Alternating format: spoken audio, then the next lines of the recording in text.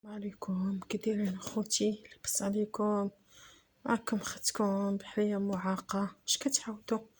لا خوتي، لا غبرت عليكم خوتي، غير المرتو ما عارفين. ليلي الله، لله الحمد، الحمد لله.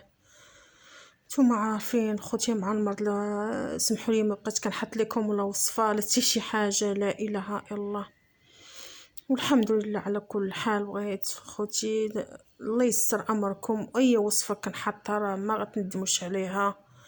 الله يكبر بكم. انا بنتي كانت مرضت ليا، وريتكم حطيت لكم مرض معايا ازماتيك. وشنو انا الوصفه اللي كندير ليها؟ جبت ليها القرنفل، 7 القرنفلات، وعرق السوس، وكديروا لها داك سميتو، كتشدوا الحبه السوداء تكبوهم عليهم الماء طيب، تخرمتي تطلقوا.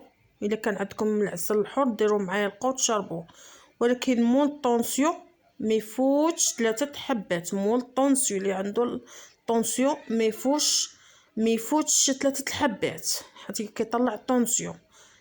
سميتو القرنفل مع العرق السوس مع الدم. ما دير لكم عرق السوس زوينه بزاف. مول الكحبه اللي عنده كحبه خاويه كتعمر، والله خوتي درتها لبنتي اللي ما كتنعس ما شافتو، درتها لها والله خوتي بحال اللي كتكذب.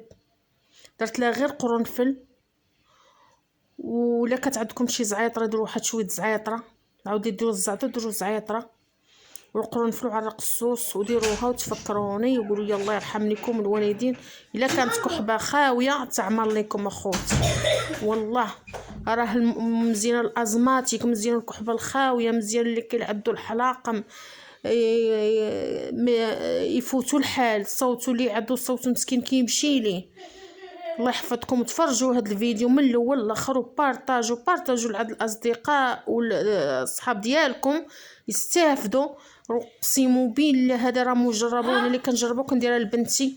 والله اخوتي الله يحفظكم، وعدد من اللايكات والابوني الله يحفظكم، راه يستاهل. بارطاجوا، الله يحفظكم، بارطاجوا الفيديو، الله يسر امركم.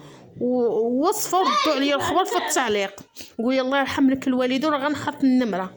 ودخلوا عندي واي وصفه خوتي بغيتوها دخلوا عندي.